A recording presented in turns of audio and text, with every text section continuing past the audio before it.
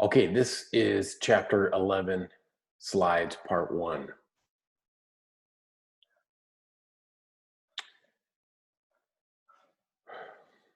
All right, Chapter 11, we're going to be dealing with, all right, we've got property, we're selling it, all right, otherwise disposing of it.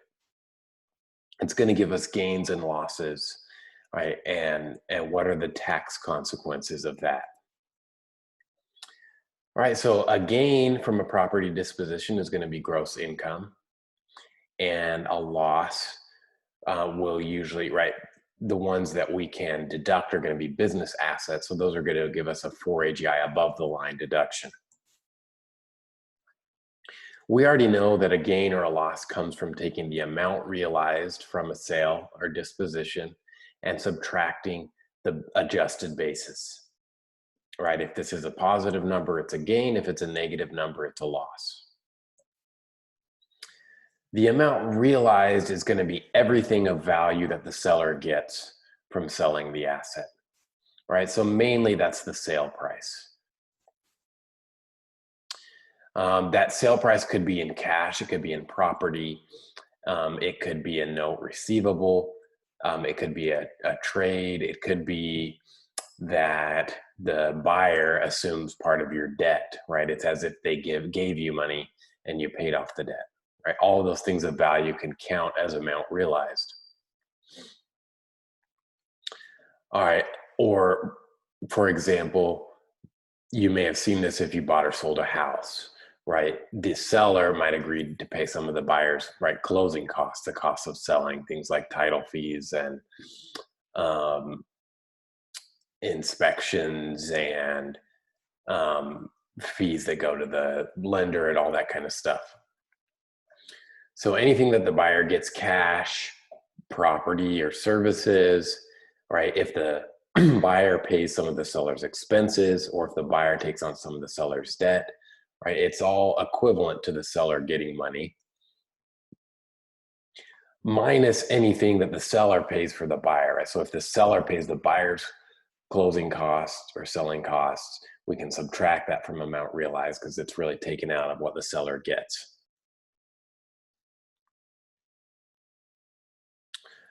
Seller's expenses paid by the seller, right? You can, right, if I sell a house for $250,000, but I have to pay $10,000 of selling costs, my amount realized is $240, right? It's intuitive. In most of our problems, we're just going to say amount realized is the sale price.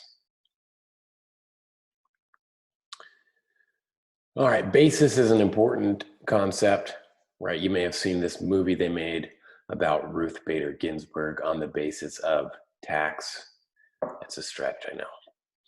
Ruth Bader Ginsburg's husband, Marty, was a noted tax law expert. Some tax trivia for you.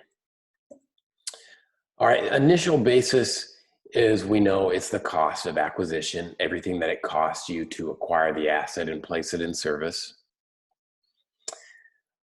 This can be different if you didn't acquire the asset by simply buying it. So you might have acquired an asset as a gift, right? Somebody gave you a gift. In that case, we can generally think about it as being your basis is the lower of the donor's basis or the fair market value. All right, so let's say, right, a family member gives you an asset. If the asset is worth more than what they paid for it, you're going to take their basis. Your basis is going to be, right, basically their cost, right? They don't want, right, because there's an untaxed gain in here. They don't want that gain to go untaxed. So you're going to keep the basis. So if you sell the asset, you'll be taxed on the gain. On the flip side, if they give you a piece of property that's declined in value, it's going to depend on what you do in the future. So if you later sell it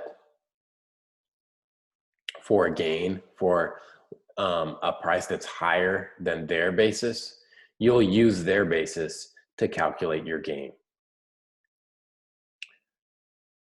Right? So once again, they don't want this they don't want any untaxed gain to go untaxed in the future. If you later sell it at a loss, meaning you sell it for less than their fair market value at the time of the gift, then you'll use their fair market value at that time of the gift as your basis.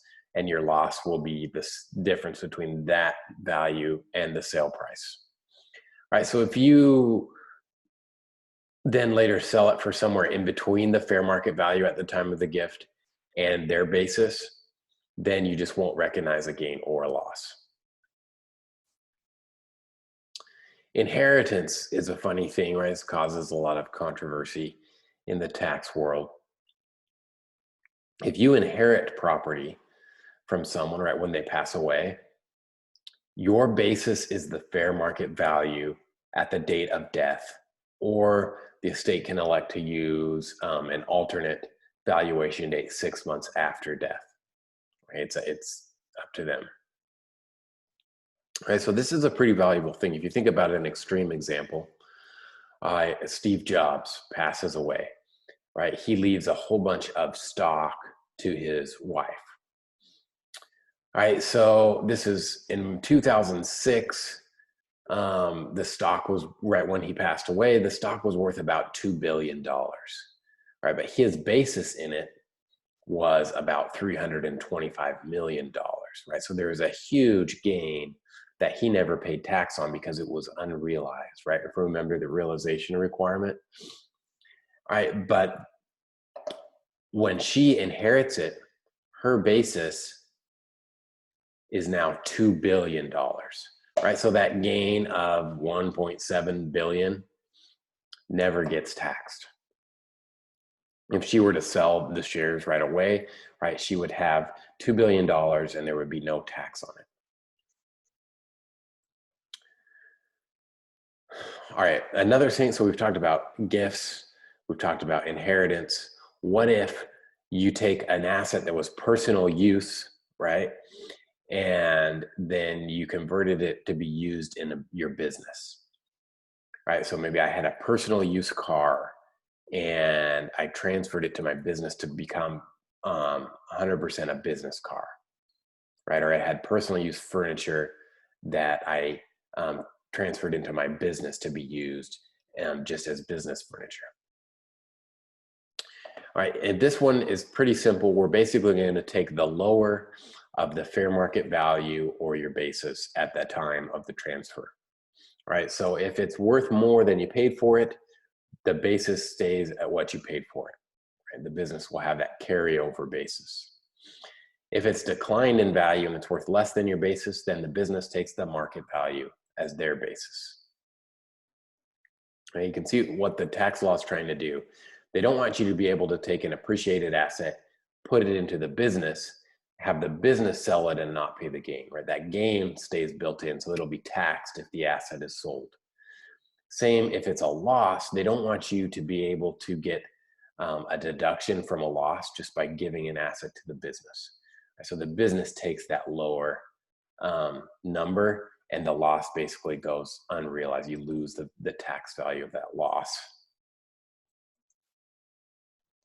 All right, but the overall rule is simple. If you're converting something to business use, the business basis becomes the lower of the fair market value or basis, right? The personal basis at the time of the transfer. All right, so our main, right, so when we're trying to figure out gain or loss, we're going to take amount realized minus adjusted basis. So most of the time, our adjusted basis is going to be initial basis, generally cost, right, if we acquired it, but they could be different for gifts, inheritances, and personal use assets transferred to a business. We're generally going to think about it as being cost minus cost recovery allowed, right? Depreciation, amortization, or depletion deductions. All right, so our typical example, we'll take cost minus accumulated depreciation. That gives us an adjusted basis. Then amount realized minus adjusted basis gives us a gain or a loss.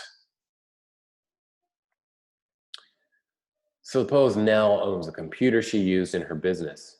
She paid $5,000 for the computer on September 30th of year 1. She sells the computer for $3,000 in year 3. Let's suppose her accumulated depreciation is $3,080. What is her gain or loss?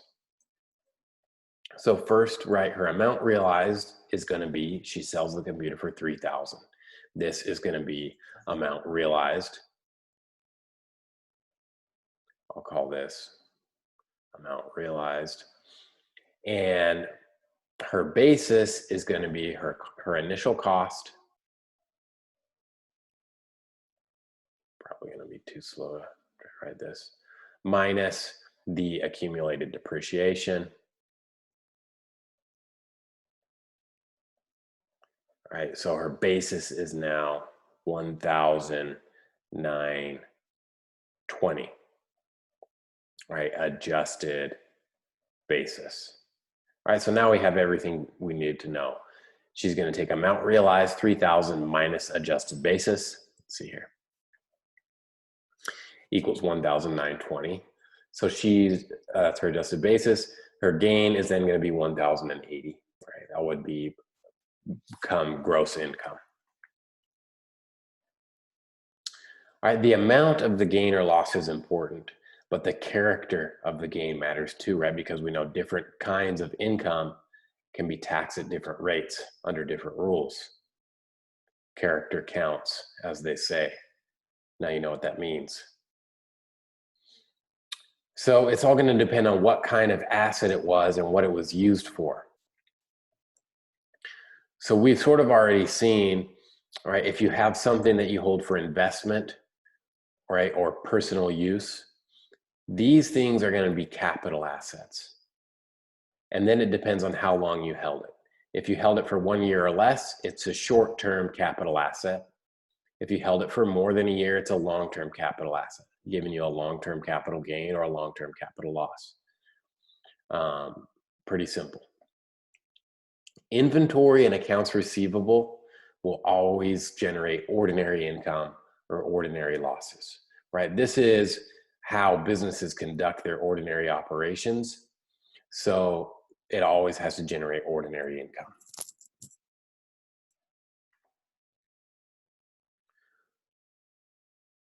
All right, inventory and accounts receivable, as we said, are always ordinary income. That's right, the main way businesses can earn their income, by selling inventory or providing services and billing accounts receivable.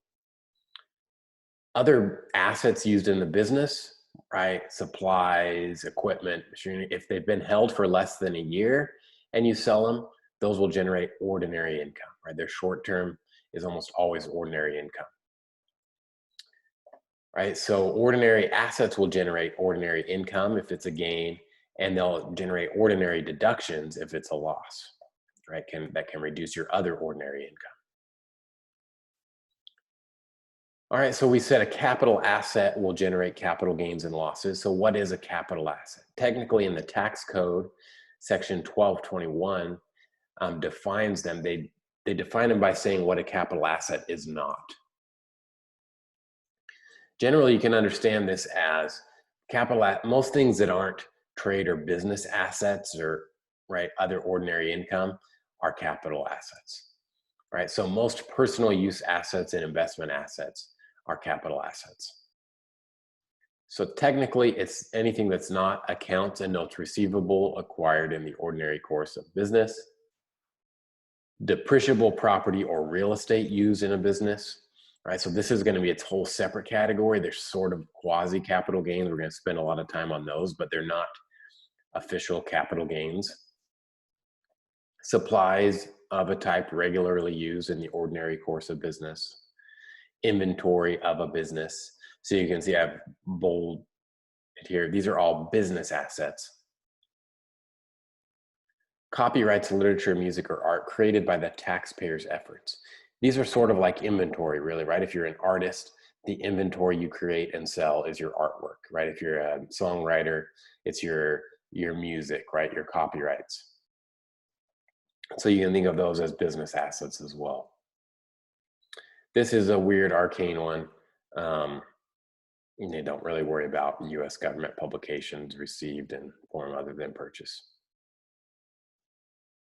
All right, so you have a capital asset, right? You would generally prefer for something to be a capital asset if it's a gain, right? Because they get preferential rates, right? Only when they've been held for more than a year, right? So we already seen long-term capital gains are taxed at 0, 15, or 20%, most commonly 15%, right? But it depends on your ordinary income, what your capital gains are going to be taxed at.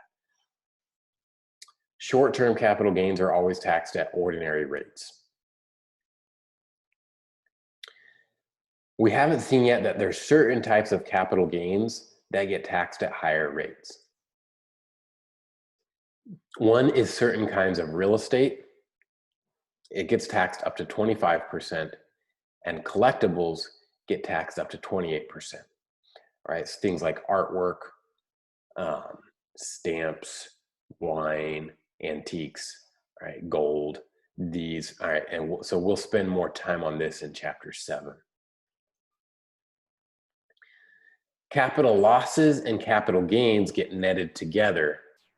We know then so that could just make you have a smaller gain, or you could end up with a net loss.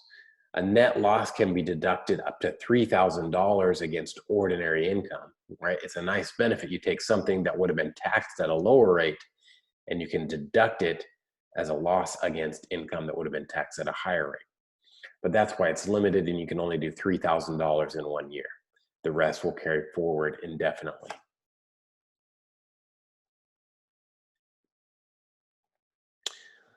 All right, so now this was blocked out before. So we saw short-term capital, long-term capital, accounts receivable, and inventory are always ordinary no matter how long you've held them.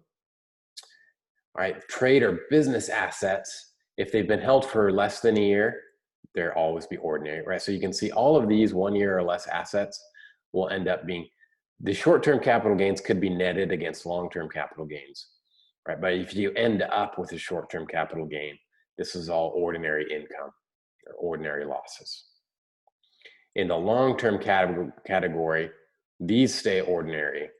Long-term capital gains get preferential rates, and a long-term trade or business asset is going to have its own code section. It's going to be called 1231, right? And they're going to have their own rules, right? So we'll pause here, and in the next part, we'll talk all about these 1231 assets.